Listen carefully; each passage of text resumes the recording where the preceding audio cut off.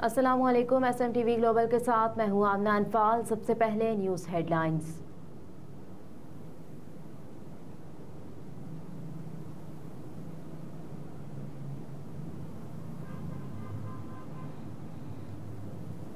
निगरान वज़ीर आज़म अनवारुल हक काकड़ की इंसदादी बिजली चोरी मुहिम तेज करने की हिदायत।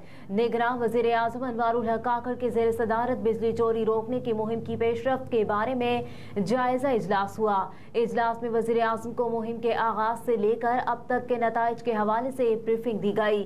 ब्रीफिंग में बताया गया वफाकी और सूबाई हुकूमतों के इश्तराक की वजह से ये मुहिम कामयाबी से जारी है। इजलास को ब्रीफिंग में मजीद बताया गया कि मुहिम में 19,415 बिजली चोरों को गिरफ्तार किया गया। सितंबर से अब तक बिजली चोरों के खिलाफ 39,836 FIR दर्ज की जा चुकी। बिजली चोरी में मुलविस 189 सरकारी अफसरों को मुअत्तल किया जा चुका। मर्दान में इंसदादी बिजली चोरी मुहिम सबसे ज्यादा कामयाब रही। इजलास में बताया गया मर्दान में बिजली चोरी की शरह 43% से कम होकर 13% तक आ चुकी। मुहिम के आगाज से अब तक अरबों रुपए की वसूलियां की जा चुकी है। वजीर आजम ने मुहिम के मुस्बत नताइज आने पर वजारत तवानाई, बिजली की तकसीम कार कंपनियों और मुतल्लिका वफाकी और सूबाई हुकाम को उनकी कारकर्दगी पर सराहा।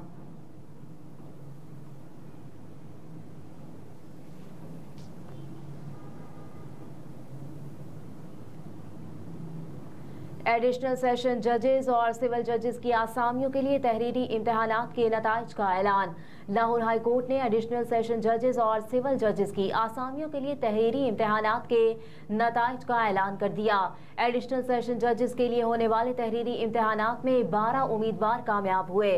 सिविल जजेस के लिए होने वाले तहरीरी इम्तहानात में 27 उम्मीदवारों ने कामयाबी हासिल की, जबकि जजेस की आसामियों के लिए तहरीरी इम्तहानात रवा बरस जून और जुलाई के महीनों में मुनाकिद हुए थे।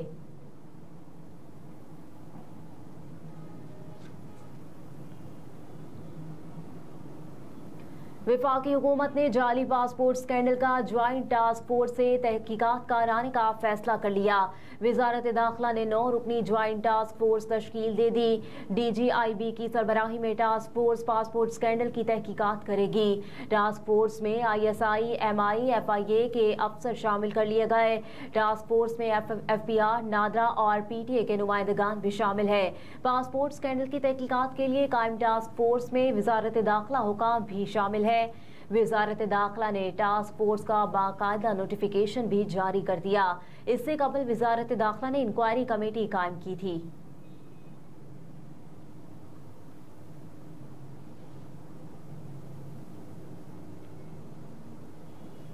वजारत दाखिला ने जुल्फी बुखारी के रेड वारंट जारी करने की मंजूरी दे दी। साबिक मुआविन खुसूसी के खिलाफ थाना गोलरा में दर्ज मुकदमे के सिलसिले में वजारत दाखिला ने साबिक मुआविन खुसूसी जुल्फी बुखारी के रेड वारंट जारी करने की मंजूरी दे दी। इस सिलसिले में वजारत दाखिला ने DG FIA को इंटरपोल को खत लिखने की हिदायत कर दी। FIA को रेड नोटिस जारी करने से कबल दस्तावेजात का कानूनी जायजा लेने की भी हिदायत की गई है। वजारत दाखिला ने हिदायत की है कि जुल्फी बुखारी इस्लामाबाद पुलिस को मतलूब है FIA इंटरपोल हेडक्वार्टर्स को रेड नोटिस जारी करने की हिदायत करे।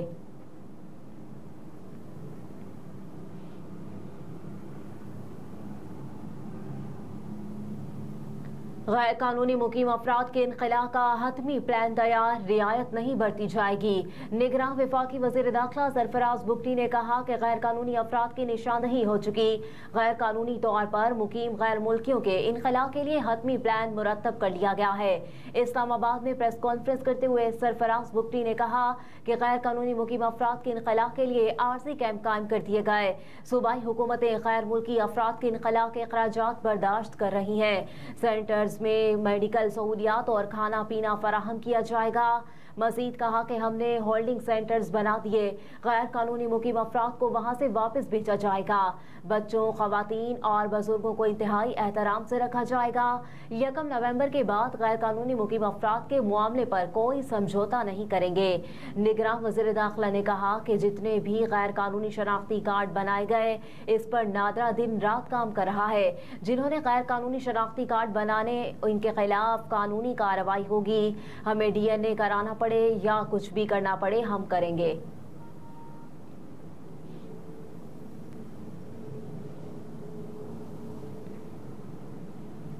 खैबर पख्तूनख्वा में सरकारी यूनिवर्सिटियों के मुलाजमीन की डिप्यूटेशन पर तैनाती खत्म करने का फैसला।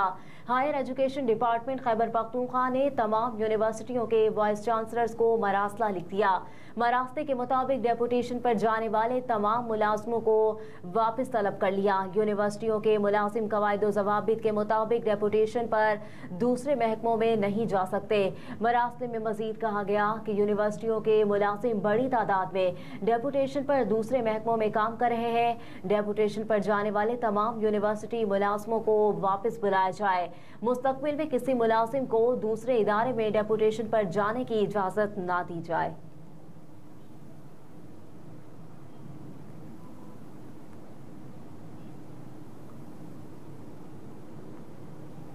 पाकिस्तान की जानिब से मुतालबा किया गया है कि इसराइली बमबारी फौरी तौर पर बंद और गजा का मुहासरा खत्म किया जाए।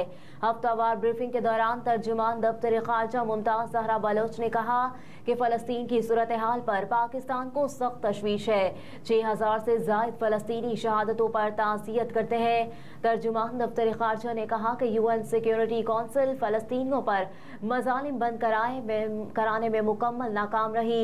इसराइल की हिमायत करने वाले जंग बंदी में किरदार अदा करें। इब्तिदाई तौर पर गजा में गैर मशरूत सीज़फायर हो, इसराइली बमबारी फौरी तौर पर बंद और गजा का मुहासरा खत्म किया जाए।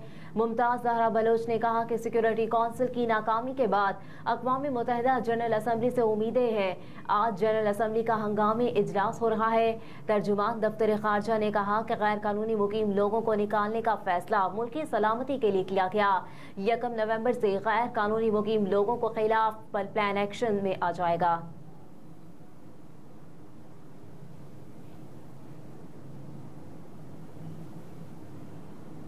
मुसलसल कमी के बाद डॉलर की कदर में इजाफा, स्टॉक मार्केट में मुस्बत रुझान।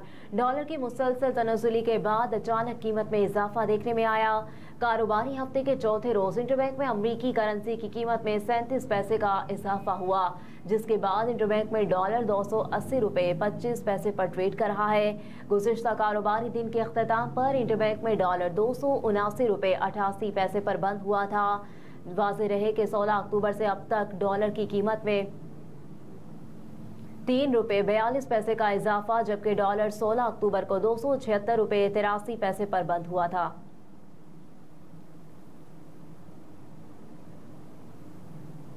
वर्ल्ड कप में इंग्लैंड और श्रीलंका के दरमियान मैच आज खेला जाएगा। एक रोज़ा क्रिकेट के आलमी इवेंट के 25वें मैच में इंग्लैंड और श्रीलंका की टीमें पाकिस्तानी वक्त के मुताबिक दोपहर 1:30 बजे एम चन्नास्वामी क्रिकेट स्टेडियम में उतरेगी। श्रीलंका टीम का पॉइंट्स टेबल पर 7वां और इंग्लैंड का 8वां नंबर है। श्रीलंका की टीम मेगा इवेंट में 4 मैचेस खेलकर 1 में कामयाब, जबकि 3 में नाकामी का सामना कर चुकी। इंग्लैंड की टीम भी टूर्नामेंट में 4 मैचेस खेलकर सिर्फ 1 ही जीत पाई, जबकि 3 में हार का मजा चख चुकी है।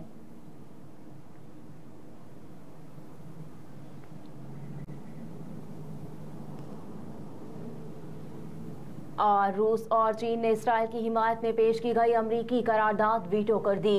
गैर मुल्की मीडिया रिपोर्ट्स के मुताबिक अमरीका की जानिब से सलामती कौंसिल में पेश की गई करारदाद में 7 अक्टूबर को हमास की इसराइल में कार्रवाई की मज़म्मत की गई और साथ ही गजा पर इसराइली फ़िज़ाई हमलों को इसका दिफाई हक करार देते हुए इसराइल की हिमायत की गई थी। रूस और चीन ने अक़वाम मुत्तहिदा की सलामती कौंसिल में गजा के हालिया वाक़यात से मुतालिक अमरीकी करारदाद को रोकने के लिए अपनी वीटो पावर का इस्तेमाल किया और इसे कामयाब होने से रोक दिया। मुत्तहिदा अरब अमारात ने भी अमरीकी करारदाद के खिलाफ वोट दिया। 10 अरकान करारदाद के हक में खड़े हो गए। रूस की जानिब से करारदाद के खिलाफ मौक़िफ़ अपनाया गया कि इसराइल को अमरीकी करारदाद में फ़लस्तीनियों को ज़िबा करने की छूट दी गई है। इसराइल को दिफा के नाम पर फ़लस्तीनियों के कत्ल की इजाज़त नहीं दी जा सकती। सलामती कौंसिल में चीनी मंदूब ने करार देते हुए कहा कि अमरीकी करारदाद का मुसव्विदा फ़लस्तीन पर दीरीना कब्जे को तस्लीम करने में नाकाम रहा। गजा में जंग बंदी इंसानी बुनियादों पर होनी चाहिए। चीन गजा की सूरत हाल को हल करने के लिए रूस की हिमायत करता है। हेडलाइंस आप जान चुके। न्यूज़ स्टूडियो से फिल वक्त इतना ही। आप देखते रहिए SMTV ग्लोबल।